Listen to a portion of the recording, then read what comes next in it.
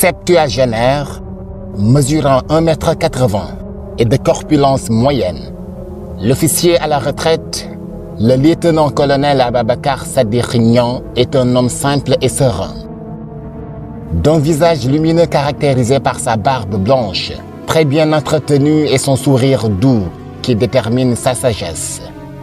Rigoureux et ponctuel dans sa mission, il est tout le temps aperçu auprès de son maître spirituel durant les grands événements, en tant que chargé de la sécurité de l'imam al-Mahdi, une profession dans laquelle il a capitalisé beaucoup d'expériences acquises en étant en service au sein de la gendarmerie nationale, notamment à la sécurité présidentielle de 1980 à l'an 2000, et des missions qu'il a eu à effectuer dans un certain nombre de théâtres d'opérations, particulièrement en Haïti.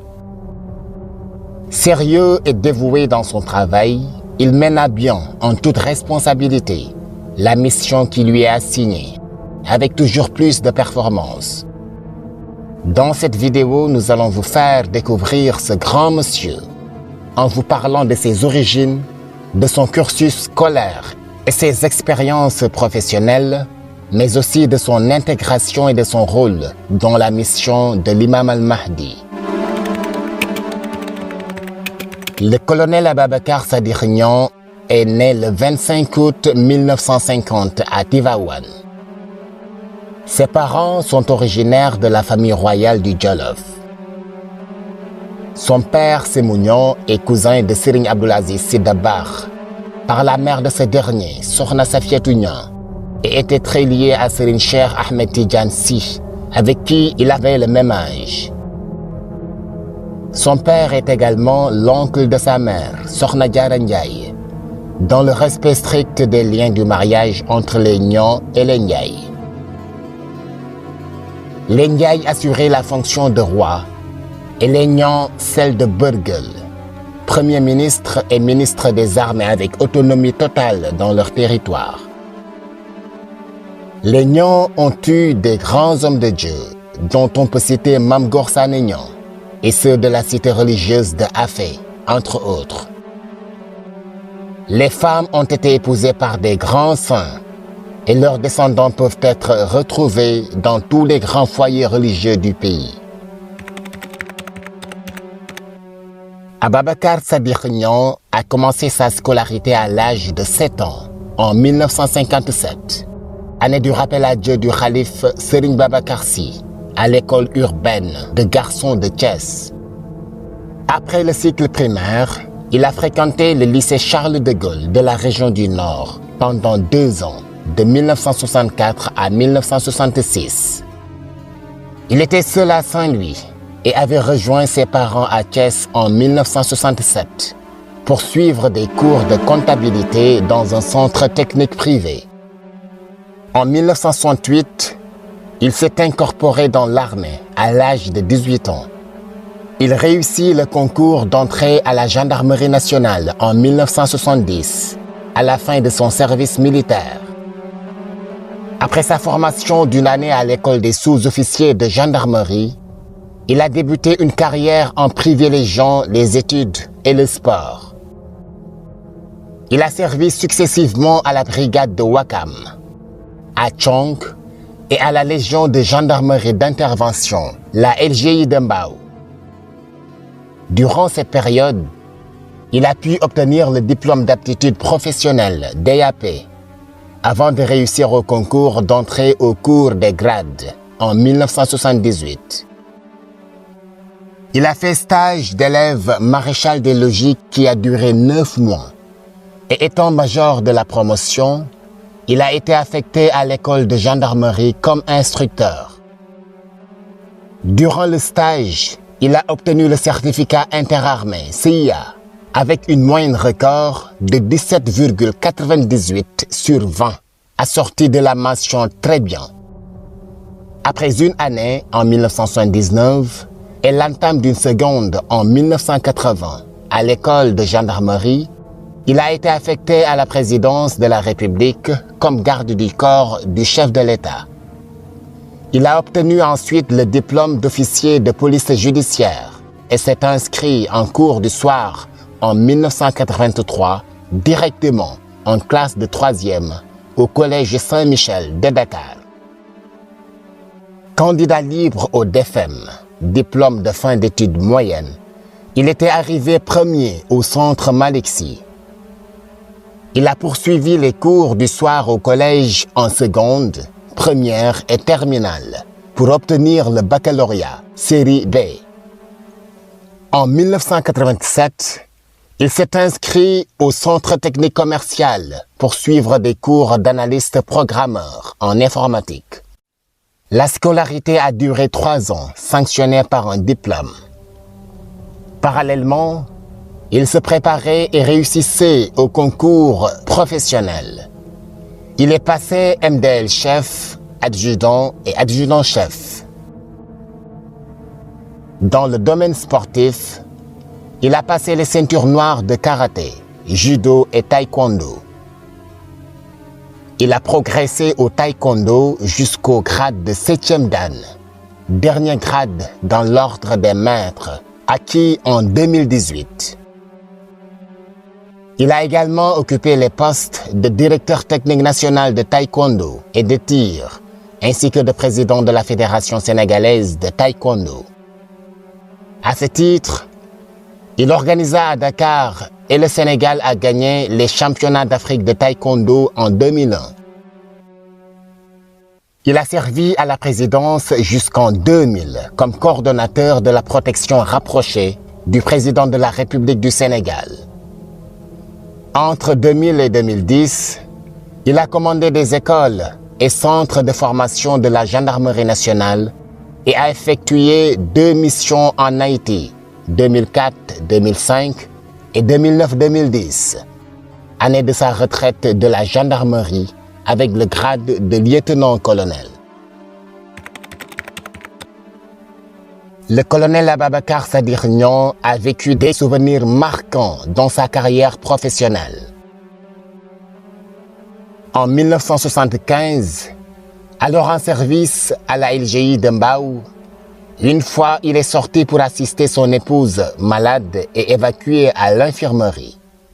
Malheureusement, avant son retour à la caserne, son absence a été constatée, ainsi que 4 autres camarades. Le chef décida de le punir et pardonner les autres. Chose qu'il a trouvée injuste, car le motif de sa sortie était plus valable que celui des autres. Ainsi, il a refusé d'obtempérer et d'aller à la salle d'arrêt, défiant le capitaine devant une troupe de 30 gendarmes armés, séance tenante. Le commando n'a pas réussi à l'arrêter, malgré les ordres du chef, et il est rentré tranquillement chez lui, pas à pas, suivi par les 30 gendarmes. À l'an 2000, le colonel Ababacar Sadikh Niang a séjourné durant les 10 derniers jours du mois béni de Ramadan à la Mecque, avec le président de la République Abdou Diouf. Ils ont eu le grand privilège d'accéder à l'intérieur de la Kaaba et sont restés seuls, prier durant leur séjour. Là est son meilleur souvenir de ses 21 ans de service passé au palais présidentiel de l'ancienne avenue Roume. Enfin, en 2010, commandant le contingent sénégalais en Haïti, il a convoyé au Sénégal le corps d'un de ses hommes décédés. Durant son absence, il y a eu un tremblement de terre qui a fait des dizaines de milliers de morts et des dégâts matériels inestimables. Tous les responsables de la mission étaient en réunion et sont morts après l'effondrement du bâtiment sur eux. Il est le seul survivant, car la Providence a voulu que cette catastrophe naturelle le trouve ce jour dans son pays natal, le Sénégal. Et miraculeusement, dans leur camp, un seul verre n'est pas cassé. Avant de venir au Sénégal, il avait enjoint l'ordre à son adjoint de ne pas assister à la réunion qui fut fatale avec ce tremblement de terre historique. Cet épisode a marqué fortement la fin de sa carrière.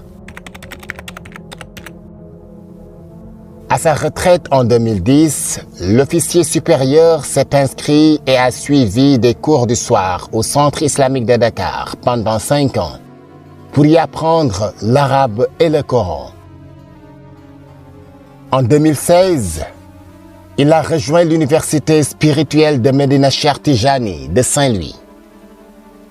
À propos de sa liaison avec Seydi Mohamed El Cheikh, c'est son fils Khalifa Rawane Ngom qui lui a parlé de Sangabi et l'a orienté vers la plateforme YouTube pour le découvrir. Dès qu'il a écouté certaines de ses causeries, il a senti tout de suite qu'il ne pouvait plus vivre sans cet homme mystique. Il l'a aimé comme un fils et respecté comme un très grand homme de Dieu. Il l'a contacté et senti le besoin pressant de le rencontrer et de savoir comment faire pour l'aider dans sa mission. Il ne connaissait pas sa dimension et ne savait pas que c'est lui qui allait l'aider à être ce qu'il est aujourd'hui. Leur première rencontre au Gamou de 2016 lui a semblé être une retrouvaille, tellement il le sentait et était à l'aise auprès de lui, Seydi Mohamed El Cheikh. Il a ensuite pu être abreuvé de connaissances inédites sur Allah, le prophète Seydi Ahmed et sur Cheikh Seydi Ahmed Tijani. Il a pu noter les qualités humaines exceptionnelles de Mawlaya Seydi Mohamed El Cheikh, comme quoi il est comparable à celle du prophète. Depuis ce jour, il vit pour et par lui, sans exagération aucune dans son propos. Il l'a choisi comme guide spirituel parce qu'il n'avait pas de guide, et cela est nécessaire pour tout aspirant soufi. Il a découvert sa dimension et a compris que c'est lui le Khalif d'Allah, du prophète Seydi Ahmed et de Mawlaya Cheikh Ahmed Tijani. Il voue une confiance totale en lui, Seydi Mohamed El Cheikh, et l'aime sans mesure pour lui laisser non seulement son âme, mais aussi son cœur et son esprit. C'est le guide parfait pour toute l'humanité.